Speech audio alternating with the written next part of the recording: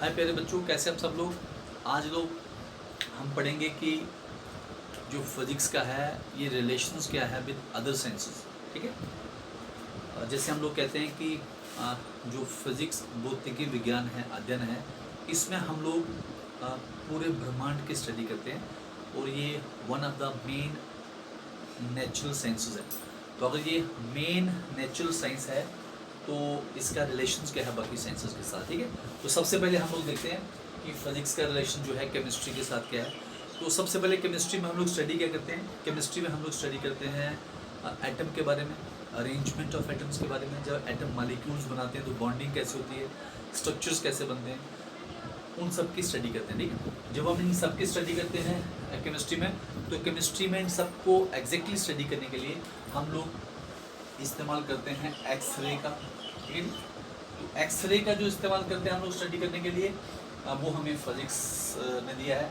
उसके बाद जो डिफ्रैक्शन रहता है, ये डिफ्रैक्शन जो है एटसेट्रा, ऐसी टेक्निक्स हैं जिनका हम इस्तेमाल करके केमिस्ट्री के एटॉमिक स्ट्रक्चर्स को और उसके बाद केमिकल बॉन्डिंग्स को, placement of the any element inside the periodic table study करते हैं। तो केमिस्ट्री का जो मेन बेस है वो इन्हीं टेक्निक्स के ऊपर डिपेंड करता है। तो ये हमें फिजिक्स ने दी है। तो फिजिक्स का काफ़ी रूल है। इसका मतलब है कि मटेरियल को स्टडी करना, उनको अरेंजमेंट करने में भी। बायोलॉजी की बात करें तो बायोलॉजी में हम लोग स्टडी करते हैं सेल के बारे में। ठीक है, तो जो सेल की स्टडी होती है वो हमें पता है इलेक्ट्रॉन माइक्रोस्कोप है, इलेक्ट्रॉन माइक्रोस्कोप का इस्तेमाल करते हैं वो सेल की स्टडी करने में। क्योंकि लिविंग ऑर्गेनिज्म में सेल जो होता है वो बेसिक यूनिट होता है किसी भी ऑर्गेनिज्म का, किसी भी लिविंग बॉडी का। तो इसका जो बेसिक स्टडी है वो हमें इलेक्ट्रॉन माइक्रोस्कोप देती है। और हमारे पास जो ऑप्टिकल माइक्रोस्कोप होती है उससे भी हम लोग स्ट्रक्चर की स्टडी करते हैं। तो ये बायोलॉजी में जितने भी हम लोग स्टडी करते हैं, अगर हमने बोन की स्टडी करनी हो, इंटरनल ऑर्गन की स्टडी करनी हो, वहाँ पे हम लोग एक्सरे का इस्तेमाल करते हैं। तो कहने का मतलब बायोलॉजी में जितनी भी एडवांसमेंट आई है वो हम लोग इन फिजिक्स के टॉपिक का इस्तेमाल करके करते हैं। ठीक है, मैथमेटिक्स हमें पता है कि मैथमेटिक्स को हम लोग यूज़ करते हैं as a language of physics. तो हमें पता है कि जब न्यूटन ने हमें कैलकुलस दिया, कैलकुलस में डिफरेंशिएशन, इंटीग्रेशन, लिमिट्स जो रहती हैं, उन्होंने न्यू लैंग्वेज दे दी फिजिक्स को। तो हम लोग मैथमेटिक्स को तो यूज़ करते हैं फिजिक्स में, क्योंकि विदाउट मैथमेटिक्स हम कह नहीं सकते कि फिजिक्स कुछ है।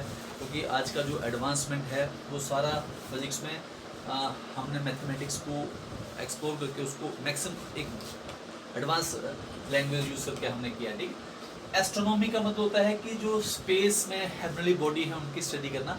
ठीक है, तो एस्ट्रोनॉमी की जो हम स्टडी करते हैं वो टेलीस्कोप से करते हैं। हमें पता टेलीस्कोप है हमारे पास, रेडियो टेलीस्कोप है हमारे पास, साथ में इसे हम कहते हैं कि स्पेक्ट्रम एनालिसिस की स्टडी करते हैं।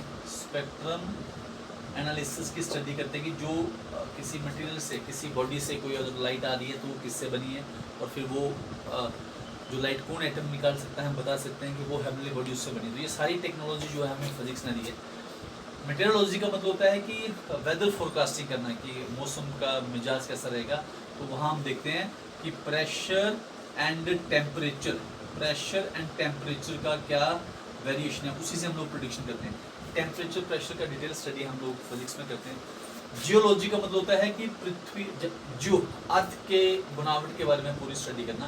तो अर्थ की जो बनावट है उसमें हम लोग एक्सरे का इस्तेमाल करते हैं, डिफ्रैक्शन का इस्तेमाल करते हैं और रेडियो एक्टिविटी का यूज़ करते हैं।